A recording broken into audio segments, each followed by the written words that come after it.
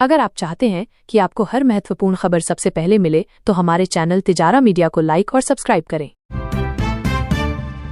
गुजरात में प्रशासन का बुलडोजर एक्शन जारी है। पहले सौराष्ट्र और अब अहमदाबाद के चंदोला तालाब इलाके में मिनी बांग्लादेश में हुए अवैध निर्माण को ध्वस्त किया जा रहा है। दुनिया भर में कोरोना के मामले एक बार फिर बढ़ने लगे हैं, जिससे चिंता का माहौल है। सिंगापुर और हांगकांग में स्थिति चिंताजनक बनी हुई है। पाकिस्तान का समर्थन करने के बाद से तुर्की का देश भर में बहिष्कार हो रहा है, जिससे एक बड़ा संदेश जा रहा है। कुछ निर्यातकों ने राष्ट्र प्रथम की बात कहते हुए तुर्की से मिले ऑर्डर रद्द कर दिए हैं। देश में एक तरफ भीषण गर्मी और लू का प्रकोप जारी है, वहीं दूसरी तरफ मानसून की बारिश लोगों को राहत दे रही है। इस बीच कई राज्यों में तापमान 46 डिग्री सेल्सियस तक पहुंच गया है। भारत ने पाकिस्तान के पहलगाम आतंकी हमले का जिस तरह से जवाब दिया है, उससे हर भारतीय का सीना गर्व से चौड़ा हो गया है। सेना के शौर्य और पराक्रम की जितनी भी तारीफ की जाए कम है। दुनिया भर में कोहराम मचा चुका कोरोना वायरस एक बार फिर अपने पैर पसार रहा है। भारत समेत एशिया के कई देशों में कोरोना को लेकर चिंता बढ़ गई है। वहीं सरकार और विशेषज्ञों में डर का माहौल है। किसानों को धान का 175 रुपए अधिक मिलेगा। सरकार ने एमएसपी में बढ़ोतरी का ऐलान किया है।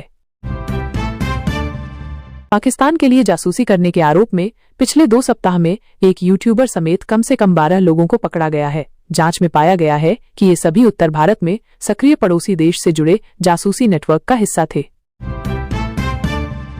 उत्तर प्रदेश के इटावा से एक ऐसा मामला सामने आया है, जहां एक ससुर अपनी बहू और उसके 2 बच्चों को लेकर चला गया। पीड़ित पति ने ऐलान किया है कि पत्नी को ढूंढकर लाने वाले को 20,000 रुपए नकद इनाम दिया जाएगा।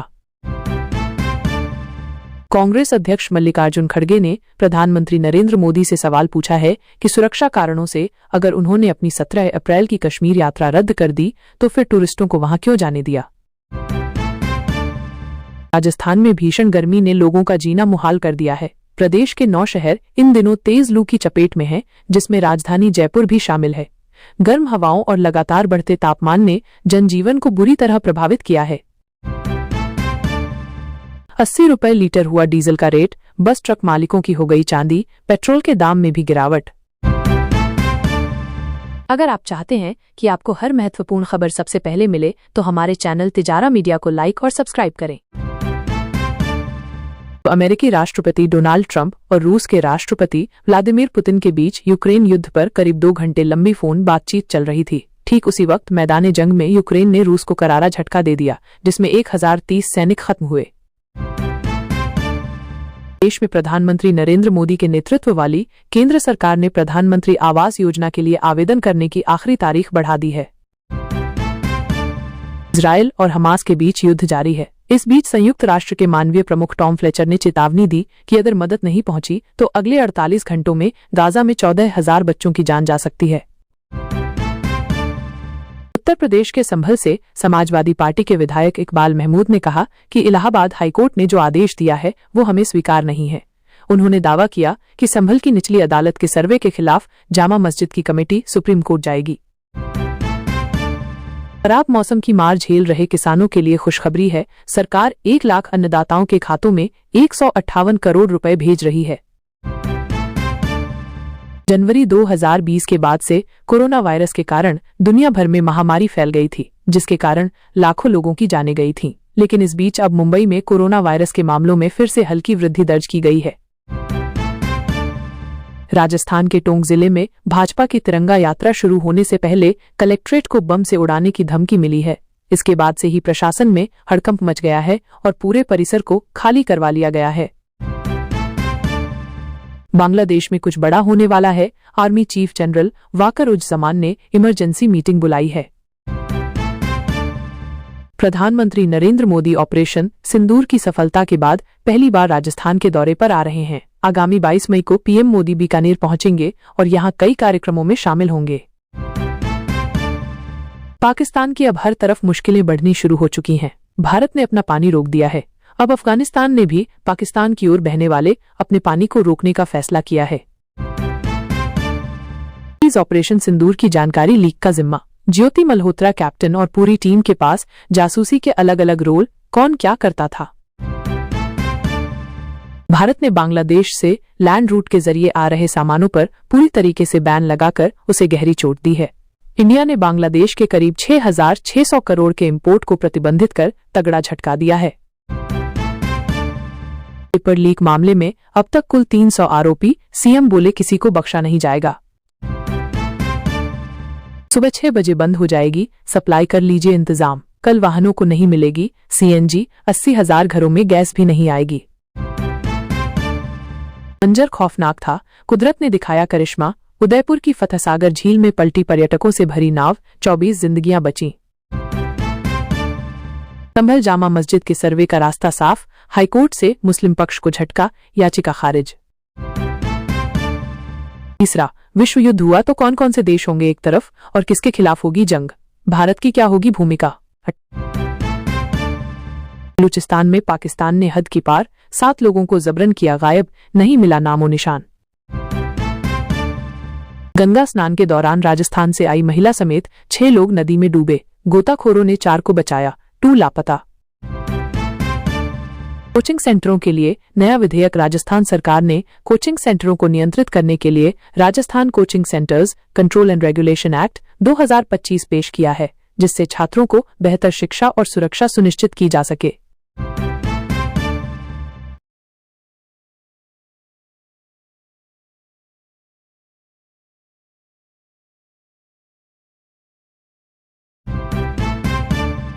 व्यवसायी जासूसी के आरोप में गिरफ्तार Uttar Pradesh anti terrorism squad ATS ने एक व्यवसायी को पाकिस्तान के लिए जासूसी करने के आरोप में गिरफ्तार किया है। व्यवसायी जासूसी के आरोप में गिरफ्तार Uttar Pradesh anti terrorism squad ATS ने एक व्यवसायी को पाकिस्तान के लिए जासूसी करने के आरोप में गिरफ्तार किया है। व्यवसायी जासूसी के आरोप में गिरफ्तार Uttar Pradesh anti terrorism squad ATS ने एक व्यवसायी को पाकिस्तान के लिए जासूसी करने के आरोप में गिरफ्तार किया है।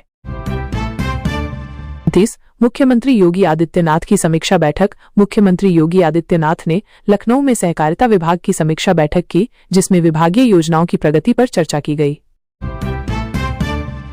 चिराग पासवान का निवेशकों को आमंत्रण। केंद्रीय मंत्री चिराग पासवान ने पटना में आयोजित अंतर्राष्ट्रीय खरीदार विक्रेता बैठक में उद्यमियों को बिहार में निवेश करने का आह्वान किया और राज्य में बेहतर आधारभूत संरचना का वादा किया। बिहार में कैंसर देखभाल के लिए नई संस्था बिहार सरकार ने Bihar cancer care and research society की स्थापना की है, जिससे कैंसर रोगियों को बेहतर उपचार और देखभाल मिल सके। बिहार में गोलीबारी की घटना। पटना के बेउर थाना क्षेत्र में एक व्यक्ति को गोली मार दी गई, जिससे वो घायल हो गया। पुलिस मामले की जांच कर रही है। बिहार में बागवानी अधिकारियों की नियुक्ति। मुख्यमंत्री नीतीश कुमार ने 315 नए प्रखंड बागवानी अधिकारियों को नियुक्ति पत्र सौंपे, जिससे राज्य में कृषि विकास को बढ़ावा मिलेगा।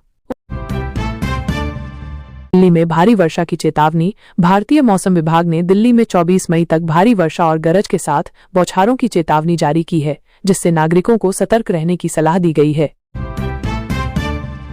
उत्तर भारत में मौसम की दोहरी मार। उत्तर प्रदेश और राजस्थान में हीटवेव की स्थिति बनी हुई है, जबकि दिल्ली और पूर्वोत्तर राज्यों में भारी वर्षा और गरज के साथ बौछारें हो रही हैं।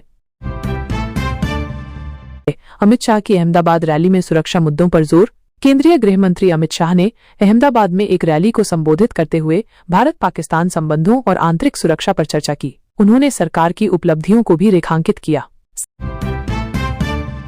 ऑपरेशन अभ्यास। 244 जिलों में नागरिक सुरक्षा ड्रिल। 7 मई को देश भर के 244 जिलों में ऑपरेशन अभ्यास के तहत नागरिक सुरक्षा मॉक ड्रिल आयोजित की गई। इसमें एयर रेड सायरन, ब्लैकआउट और आपातकालीन प्रतिक्रिया अभ्यास शामिल थे। राजस्थान। भीषण गर्मी से जनजीवन प्रभावित। राजस्थान में तापमान 45 डिग्री सेल्सियस के पार पहुंच गया है। जयपुर, जोधपुर और बीकानेर में लू की स्थिति बनी हुई है, जिससे जनजीवन प्रभावित हो रहा है। हरियाणा ऑर्बिटल रेल कॉरिडोर का विस्तार। हरियाणा में ऑर्बिटल रेल कॉरिडोर का विस्तार किया जा रहा है, जिससे दिल्ली एनसीआर के विभिन्न हिस्सों को जोड़ने में मदद मिलेगी। इस परियोजना की डीपीआर फरवरी 2025 में पूरी हुई थी। उत्तर प्रदेश। लखनऊ में नागरिक सुरक्षा मॉक ड्रिल। लखनऊ में ऑपरेशन अभ्यास के तहत नागरिक सुरक्षा मॉक ड्रिल आयोजित की गई, जिसमें ब्लैकआउट और आपातकालीन प्रतिक्रिया अभ्यास शामिल थे। भारत और पाकिस्तान के बीच जब तनाव चरम पर था, तब चीन के शेयर बाजार में डिफेंस कंपनियों के शेयर तेजी से बढ़ने लगे। खास तौर पर उन कंपनियों में तेजी आई जो पाकिस्तान को हथियार और लड़ाकू विमान सप्लाई करती हैं। मुरादाबाद हाईवे के चौड़ीकरण में बाधा बन रहे 9 मंदिरों और मज़ारों को शुक्रवार को बुलडोजर से ध्वस्त कर दिया गया। गांव उस्मानपुर में लोगों ने मंदिर हटाने के विरोध में हंगामा शुरू कर दिया।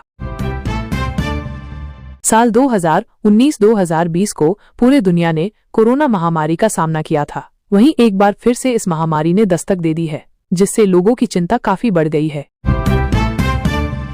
अगर आप चाहते हैं कि आपको हर महत्वपूर्ण खबर सबसे पहले मिले, तो हमारे चैनल तिजारा मीडिया को लाइक और सब्सक्राइब करें। ऑपरेशन सिंदूर के दौरान पाकिस्तान को बेवकूफ बनाने के लिए भारत ने कैसे इस्तेमाल किया डमी विमान।